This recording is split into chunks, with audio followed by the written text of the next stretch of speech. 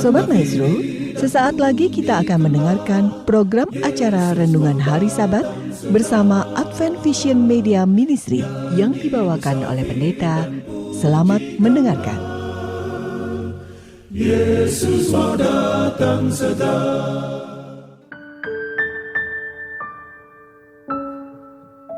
Selamat pagi dan selamat Sabat, saudara-saudaraku yang dikasihi oleh Tuhan. Salam sejahtera buat seluruh pendengar Maestro yang kami sangat kasihi.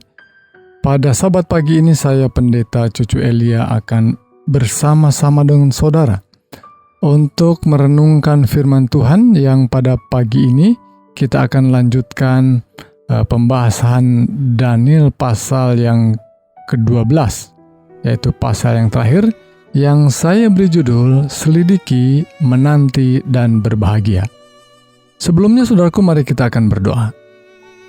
Bapa yang bertahta di dalam kerajaan sorga yang mulia, kami datang kepadamu pada pagi ini memohon tuntunan dan bimbingan Roh Kudus agar kami mengerti akan kebenaran firman Tuhan.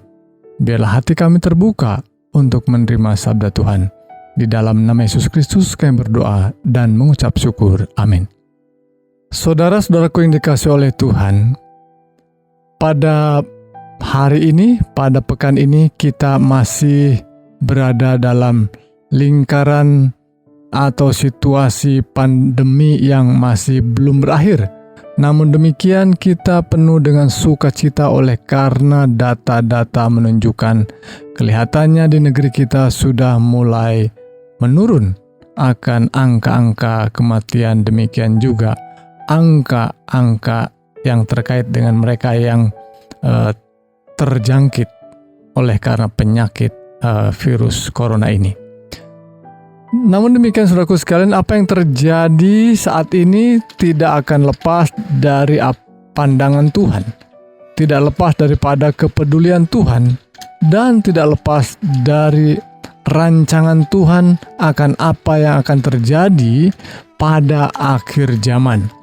Untuk itu saudaraku, ketika kita membaca dan menyelidiki firman Tuhan dari kitab Daniel, yang di dalamnya banyak bercerita tentang akhir zaman, dan bahkan kitab Daniel adalah kitab yang di dalamnya memiliki kosakata akhir cukup banyak, sehingga kita perlu menyelidiki akan firman Tuhan, khususnya kitab Daniel ini, terkait dengan tema akhir zaman. Saudaraku sekalian, Daniel pasal 12 tentunya adalah bagian akhir daripada kitab Daniel. Namun ini bukanlah akhir dari sebuah perjalanan penyelidikan kita akan nubuatan. Sebab nampaknya Daniel pasal 12 seperti menyisakan 1-2 pertanyaan terhadap apa kelanjutannya dari pernyataan-pernyataan dan nubuatan-nubuatan kitab Daniel. Itu sebabnya kita tentu akan lanjutkan sekalipun kita sudah menyelesaikan Daniel pasal 12 ini. Pada sahabat-sahabat yang akan datang, khususnya kita akan belajari kitab Wahyu karena di dalamnya juga banyak nubuatan. Saudara-saudaraku sekalian, dalam Daniel pasal 12, kita menemukan angka-angka nubuatan. Dan khususnya atau secara umum Daniel atau kitab Daniel ini memiliki angka-angka nubuatan yang cukup populer. Yang pertama adalah angka 70 kali 7, dan yang kedua adalah angka 1260, dan kemudian angka selanjutnya 2300. Saudaraku sekalian, mungkin 3 angka inilah yang cukup menarik dan perlu kita ketahui, karena tentunya ketiganya berkaitan satu dengan yang lain. Tapi mungkin saudaraku pembaca Alkitab, ketika membaca kitab Daniel, mungkin mengatakan, tunggu pendeta, sebab dalam kitab Daniel ada 2 angka lagi yang lain, yaitu angka yang berbeda dari apa yang disebutkan tadi, yaitu 1290 dan 1335. Oh, angka apa itu? Ya, saudaraku sekalian, sebelum membahas kepada angka-angka tadi, ada pemikiran, ya, ada penafsiran bahwa angka-angka terkait dengan nubuatan Daniel ini, iya benar bahwa ada nubuatan-nubuatan yang sudah terjadi dan terjadinya pun berdekatan dengan Nabi Daniel pada waktu Nabi Daniel hidup. Namun demikian, sebagiannya lagi atau khususnya angka 1260 hari atau 1260 tahun yang digambarkan oleh 1 masa, 2 masa, dan setengah masa seperti yang dicantumkan dalam ayat yang ke-7 dalam Daniel pasal 12 ini, itu adalah angka yang berbeda. Itu adalah sesuatu yang akan terjadi nanti kemudian menjelang kedatangan Yesus yang kedua kali. Saudaraku sekalian, saya melihat bahwa di dalam Daniel atau seluruh kitab Daniel ini menyebutkan beberapa angka, dan angka-angka yang lebih kecil atau nubuatan-nubuatan dengan angka yang lebih kecil adalah angka yang berada pada angka nubuatan yang lebih besar. Jadi angka-angka atau nubuatan yang lebih kecil ini berada pada lingkaran angka atau nubuatan yang lebih panjang. Artinya bahwa nubuatan-nubuatan yang disebutkan tadi 70 kali 7 dan 1260 hari atau tahun itu adalah masih merupakan bagian atau sudah tercakup di dalam angka yang lebih besar, yaitu 2300 petang dan pagi. Nah, mengapa saudaraku sekalian kita berpikir demikian? Karena Tuhan ketika memberikan nubuatan kepada Nabi Daniel, tentunya Tuhan memberikan satu gambaran yang besar, namun demikian gambaran itu adalah gambaran yang terkait dengan umat Tuhan dan berfokus pada umat Tuhan, tidak akan lari daripada apa yang terjadi dengan umat Tuhan. Jadi saudaraku sekalian, ini tidak berbicara tentang politik di luar daripada atau pemerintahan di luar daripada yang terjadi dengan umat Tuhan yang disebutkan di dalam kitab Daniel. Dan umat Tuhan yang dimaksudkan adalah bangsa Israel pada waktu itu. Sehingga ayat itu mengatakan seperti ayat pasal 12 ayat 1, pada waktu itu juga akan muncul Mikael pemimpin besar itu yang akan mendampingi anak-anak bangsamu, ya, bangsa Israel pada waktu itu. Namun demikian ketika bangsa Israel menolak Tuhan, ya, yang digambarkan dari nubuatan 70 kali 7 ini, sehingga umat yang disebut dengan umat Tuhan, bangsa Israel menolak Tuhan, ya, maka itu adalah sebuah berkat tentunya bagi seluruh umat manusia di dunia ini. Bangsa-bangsa yang lain selain bangsa Israel menjadi punya kesempatan menjadi umat Tuhan, dan melalui Kristuslah yang dinyatakan di dalam nubuatan 70 kali 7 itu. Oleh karena Kristuslah yang menggenapi nubuatan itu, maka semua bangsa beroleh kesempatan menjadi umat Tuhan, dan mereka yang percaya, yakni kekristenanlah yang mengajak orang percaya kepada Kristus. Inilah umat Tuhan. Jadi saudaraku sekalian, berbicara tentang umat Tuhan sekarang melalui nubuatan yang digambarkan dari angka-angka nubuatan ini adalah saudara dan saya yang percaya kepada Kristus. Karena kitab suci sedang berbicara lebih fokus berbicara tentang Kristus dan umat Tuhan. Nubuatan-nubuatan ini sedang berbicara akan hal itu. Mari kita lihat lebih dalam lagi. Khususnya dalam ayat yang keempat, Daniel pasal yang ke-12 ayat 4 ini berbicara sesuatu yang menarik sekali, ya. Tetapi engkau Daniel sembunyikanlah segala firman itu dan meteraikanlah kitab itu sampai pada akhir zaman. Banyak orang akan menyelidikinya dan pengetahuan akan bertambah-tambah. Saudaraku, fokusnya seringkali kita berbicara tentang ayat ini tentang pengetahuan, teknologi yang terus bertambah-tambah. Namun, ayat ini tidak berbicara hal itu, saudaraku sekalian. Tetapi berbicara tentang pengetahuan akan nubuatan kitab Daniel. Mengapa? Karena kitab Daniel dengan sengaja oleh Tuhan disembunyikan. Kita lihat, Tuhan meminta Daniel sembunyikanlah, bahkan meteraikanlah sampai pada akhir zaman. Disebutkannya meteraikan kitab itu. Namun saudaraku sekalian, apakah kitab Daniel ini termeterai selama ratusan tahun? Ya, sampai orang tidak tahu atau tidak bisa membuka kitab Daniel? Nampaknya tidak. Bukan itu maksudnya. Ada sesuatu yang disembunyikan, sengaja Tuhan sembunyikan. Ya. Dan mungkin kita bertanya-tanya, mengapa sih Tuhan sembunyi-sembunyikan? Apakah itu cara kerja Tuhan? Jawabannya benar. Demikianlah cara kerja Tuhan dari cerita Daniel ini. Misalnya dalam cerita pasal 2, saudara bisa melihat bahwa Tuhan memberikan mimpi kepada Raja Nebukadnezar dan kemudian dia lupa. Ini seolah-olah saudaraku, kita melihat bahwa Tuhan menyatakan tapi kemudian menyembunyikan. Bahkan menyembunyikannya dari Nabi Daniel, tetapi kemudian Tuhan memberitahu Daniel. Tuhan nyatakan itu. Jadi seperti memang kelihatan main petak umpet, ya, sembunyi-sembunyian. Tetapi begitulah cara Tuhan untuk supaya umat Tuhan lebih bergantung kepada Tuhan dan menyatakan kemuliaan Tuhan ketika itu dinyatakan kepada manusia. Jadi saudaraku sekalian, benar, memang demikianlah caranya. Demikian juga dengan nubuatan-nubuatan lainnya. Pada pasal yang keempat, pada pasal yang kelima, pada pasal yang ke-8, kelihatan Tuhan seperti sembunyikan. Tetapi Tuhan ketika melihat ada orang yang sungguh-sungguh meminta, Tuhan berikan dan nyatakan itu. Jadi saudaraku sekalian, kita melalui renungan ini saya ingin mengajak kita untuk sungguh-sungguh meminta kepada Tuhan agar Ia menyatakannya kepada pikiran kita, sehingga kita mengerti akan firman Tuhan. Baik, kemudian pertanyaannya sekali lagi, apa yang dimeteraikan? Apa yang disembunyikan itu? Bukan kitab itu, bukan kitab keseluruhan itu.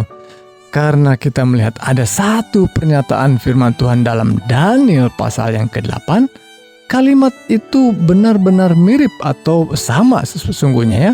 Dalam Daniel pasal 8 ayat yang ke-26 dikatakan demikian.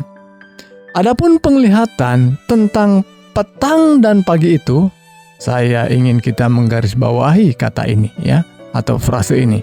Penglihatan tentang petang dan pagi itu, apa yang dikatakan tentang itu adalah benar. Tetapi engkau sembunyikanlah penglihatan itu, sebab hal itu mengenai masa depan yang masih jauh. Saudaraku, ini sesungguhnya yang disembunyikan, yang disuruh Tuhan untuk disembunyikan. Lalu mana yang dimaksudkan? Oh, itu penglihatan tentang petang dan pagi. Apa itu? Nah, kita temukan frase itu di dalam ayat yang ke-14. Maka ia menjawab, sampai lewat 2300 petang dan pagi, lalu tempat kudus itu akan dipulihkan dalam keadaan yang wajar. Jadi saudaraku sekalian, apa yang disembunyikan? Nubuatan angka ini, 2300 pagi dan petang, atau lebih tepatnya adalah nubuatan 2300 petang dan pagi menurut kata atau frase yang dinyatakan dalam kitab Daniel ini. Jadi saudaraku sekalian, ini dimeteraikan sampai pada akhir zaman. Dan di akhir zaman, umat Tuhan diminta untuk selidiki itu. Ya, banyak orang akan menyelidikinya. Apakah saudara dan saya termasuk orang yang menyelidikinya? Kalau iya, berarti memang saudara dan saya terpilih untuk memahami, mengerti akan apa yang disembunyikan. Sebab Tuhan memang menyembunyikan kepada orang yang tidak mau tahu, ya, tetapi membuka kepada mereka yang memintanya, seperti kepada Nabi Daniel. Bahkan dalam beberapa pekan yang lalu, kita sudah menyampaikan bagaimana Daniel harus berpuasa 3 minggu penuh, ya, harus tidak berurap, ya, tidak makan makanan yang enak untuk mendapatkan jawaban keterangan dari Tuhan. Jadi mari saudaraku sekali meminta kepada Tuhan, dan Tuhan akan nyatakan kepada pikiran saudara dan saya.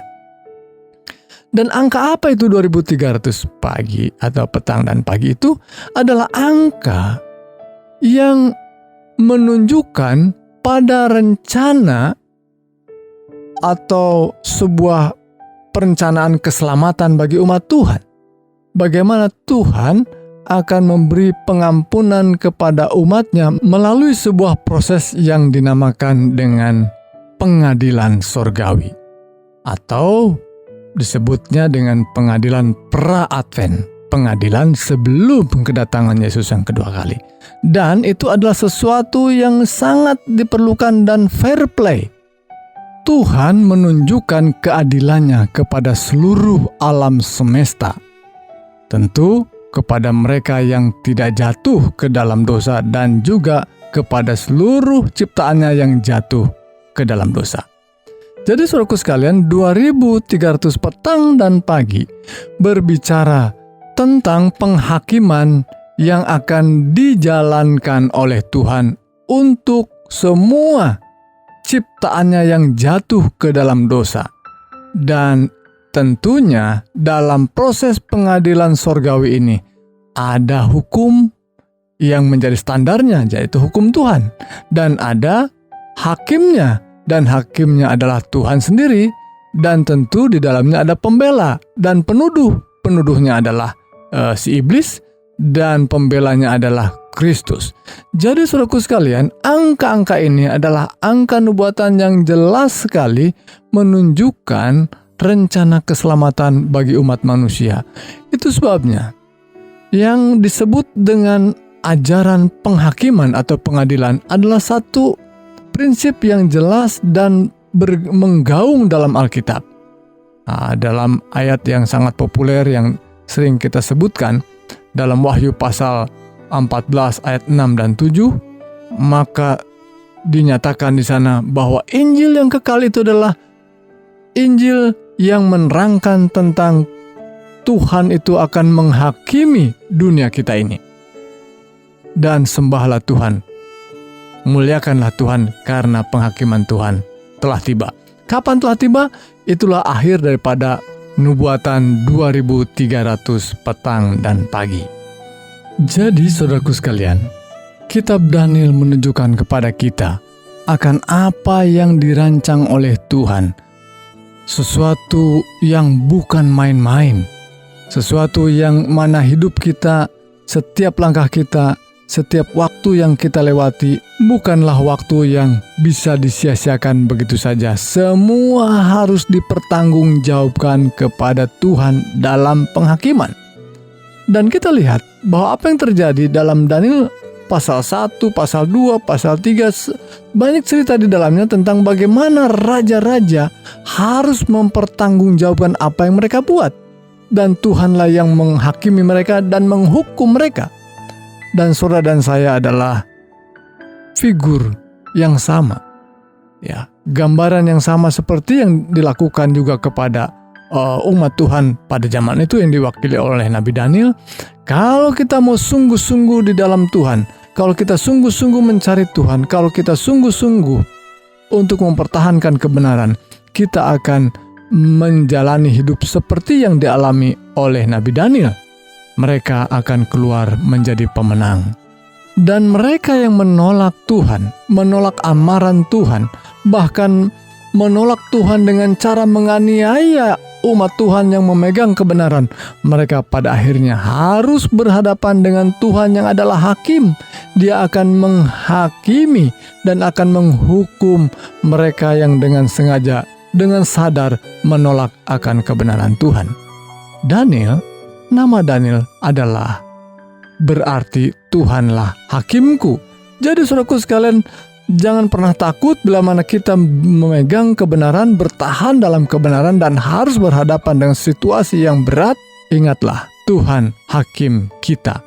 Dia akan menghakimi dengan adil dan dia akan memenangkan perkara kita karena Tuhanlah hakim yang adil. Saudara yang dikasihi oleh Tuhan, dalam ayat yang terakhir yang saya ingin bacakan, dalam ayat 12, berbahagialah orang yang tetap menanti-nanti dan mencapai 1335 hari. Angka itu adalah angka yang berbicara tentang nubuatan daripada kuasa jahat yang menekan umat Tuhan, yang pada akhirnya itu adalah bagian daripada penghakiman yang datang dari Tuhan, di mana mereka yang menolak akan mendapatkan hukuman. Dan saat yang sama, mereka yang terus menyelidiki akan kebenaran firman Tuhan, dan mereka yang menghidupkan kebenaran firman Tuhan itu, mereka akan mendapatkan penyataan Tuhan. Mereka akan menemukan kebenaran, dan Tuhan katakan, berbahagialah karena engkau terus menanti-nantikannya. Kiranya Tuhan memberkati.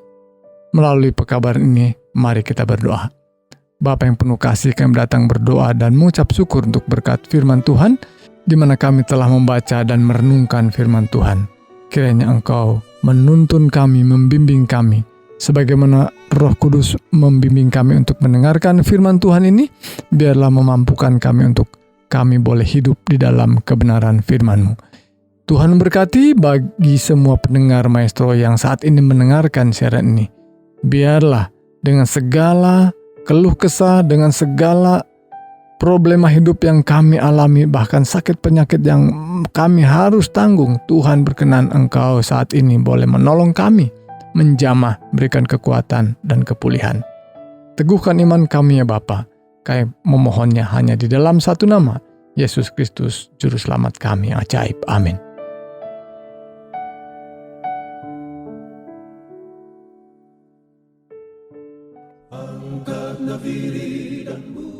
Sobat Maestro, Anda telah mendengarkan program acara Renungan Hari Sabat bersama Advent Vision Media Ministry. Untuk tanggapan pendengar, hubungi 087 888 777 689. Terima kasih atas kebersamaan Anda. Tuhan memberkati.